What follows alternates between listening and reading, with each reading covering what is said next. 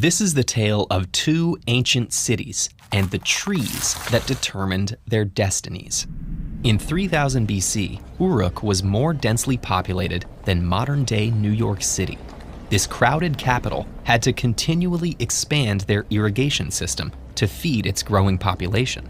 2,500 years later, in Sri Lanka, the city of Anuradhapura had a similar problem. They were also growing constantly, and like Uruk, their city relied heavily on an elaborate irrigation system. As Uruk grew, its farmers began chopping down trees to make space for more crops. In Anuradhapura, however, trees were sacred. Their city housed an offshoot of the Bodhi tree, under which Buddha himself was said to have attained enlightenment. Religious reverence slowed farmers' axes and even led the city to plant additional trees in urban parks. Initially, Uruk's expansion worked well, but without trees to filter their water supply, Uruk's irrigation system became contaminated. Evaporating water left mineral deposits, which rendered the soil too salty for agriculture.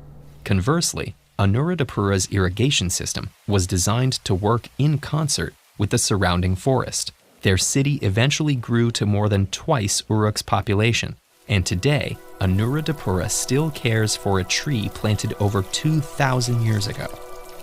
We may think of nature as being unconnected to our urban spaces, but trees have always been an essential part of successful cities. Trees act like a natural sponge, absorbing stormwater runoff before releasing it back into the atmosphere.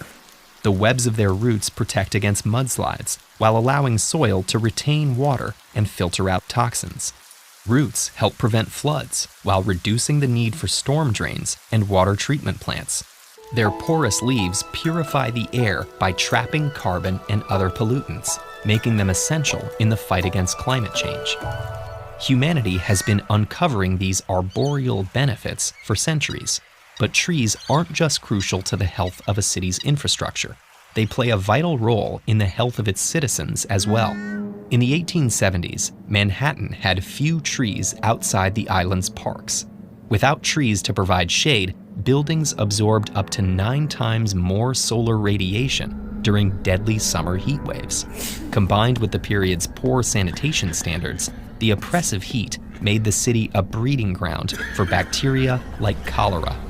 In modern-day Hong Kong, tall skyscrapers and underground infrastructure make it difficult for trees to grow.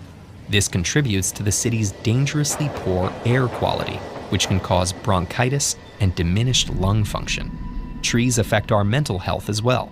Research indicates that the presence of green foliage increases attention spans and decreases stress levels. It's even been shown that hospital patients with views of brick walls recover more slowly than those with views of trees. Fortunately, many cities are full of views like this, and that's no accident. As early as the 18th century, city planners began to embrace the importance of urban trees. In 1733, Colonel James Oglethorpe planned the city of Savannah, Georgia, to ensure that no neighborhood was more than a 2-minute walk from a park. After World War II, Copenhagen directed all new development along 5 arteries, each sandwiched between a park. This layout increased the city's resilience to pollution and natural disasters. And urban trees don't just benefit people. Portland's Forest Park preserves the region's natural biodiversity, making the city home to various local plants, 112 bird species, and 62 species of mammals. No city is more committed to trees than Singapore. Since 1967, Singapore's government has planted over 1.2 million trees, including those within 50-meter-tall vertical gardens called super trees. These structures sustain themselves and nearby conservatories with solar energy and collected rainwater. Trees and vegetation currently cover over 50% of Singapore's landmass, reducing the need for air conditioning and encouraging low-pollution transportation. By 2050, it's estimated that over 65% of the world will be living in cities.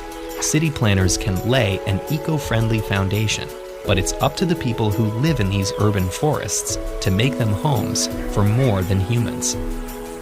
The time to get involved with the climate movement is now. Don't know where to start? We've partnered with the UN to create a 30-day challenge designed to teach you everything you need to know to become a part of the solution. Start the challenge with a friend or family member today.